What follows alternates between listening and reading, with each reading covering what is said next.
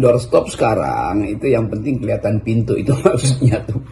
Jadi bayangkan misalnya keunikan dari doorstop adalah kegembiraan wartawan untuk langsung menyodorkan mic dan langsung dapat jawaban tanpa ada basa-basi, tanpa ada rekayasa dari narasumber.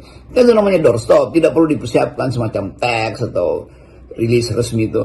Jadi keinginan kita untuk berkomunikasi memang pada ujungnya ditentukan oleh kemampuan kita untuk percaya diri tuh. Jadi kalau akhirnya terbongkar skandal bahwa Jokowi memang nggak pernah doorstop secara real tapi direkayasa, lalu pertanyaan kita, ya kalau begitu Jokowi dari awal direkayasa dong masuknya dia di istana tuh. Dan memang dia direkayasa karena kapasitasnya tidak cukup untuk hadir secara mandiri, hadir secara otentik, tumbuh di dalam diskurs dengan publik kan. Kan itu menunjukkan betapa watak seseorang itu memang dari awal sudah menunjukkan kapasitasnya. Jokowi di luar negeri juga nggak mungkin doorstop, apalagi karena mungkin keterbatasan alat komunikasi. Tetapi kalau cuma soal bahasa ada penerjemah. Kalau bicara di luar negeri pasti disediakan penerjemah tuh. Pak Harto juga disediakan penerjemah, tapi Pak Harto nggak pernah doorstop yang direkayasa tuh. Pak Harto mengerti apa yang mesti diucapkan, maka dia panggil penerjemahnya tuh. Ini yang saya ucapkan pada Ronald Reagan misalnya tuh, pada Margaret Thatcher. Jadi ada semacam kekuatan batin atau kekuatan jiwa untuk mengatakan saya Presiden Republik Indonesia, saya nggak ada masalah dengan publik internasional, yang penting saya ucapkan ini poin Indonesia. Orang nggak lihat itu pada Jokowi, apalagi terbuka sekarang bahwa Jokowi memang nggak pernah berani doorstop. Jadi selama ini memang kepalsuan Jokowi itu diperlihatkan dalam bahasa tubuhnya tuh.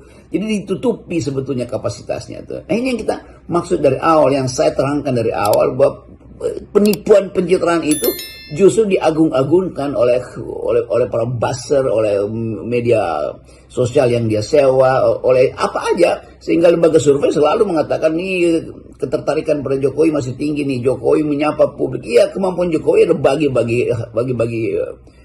goodie bag aja, dan itu pun hadiah itu dilempar-lempar di dalam mobil. Jadi mulai terlihat kekonyolan-kekonyolan di istana tuh. Ini pasti direkayasa oleh staf-staf komunikasi istana yang memang dungunya sejenis tuh. Lalu apa fungsi wartawan istana kalau begitu? Buat apa ada semacam tim yang di press roomnya istana itu kalau Jokowi akhirnya menghindar, takut untuk diwawancara secara mendalam? Kan itu pemalsuan kan. Zaman Pak Harto semua keterangan itu begitu Harto selesai bicara itu, mulai dari Murdiono, Pak Mur, lalu Pak Harmoko segala macam, menteri-menteri berjajar dan mampu menjawab secara sempurna hasil dari sidang kabinet. Ini yang membuat kita nggak ngerti itu sidang kabinet isinya apa itu. Kan Jokowi mesti datang ke depan publik mengatakan ini yang saya sudah putuskan. Tapi artinya dia nggak ngerti apa yang dia diputuskan. Jadi bukan kita mau mengolok-olok, tapi ya terbuka akhirnya perlahan-lahan bagaimana kapasitas presiden itu dimanipulasi melalui headline yang dibuat-buat, dimanipulasi oleh mereka yang memang menghindar dari ketajaman pertanyaan jurnalis.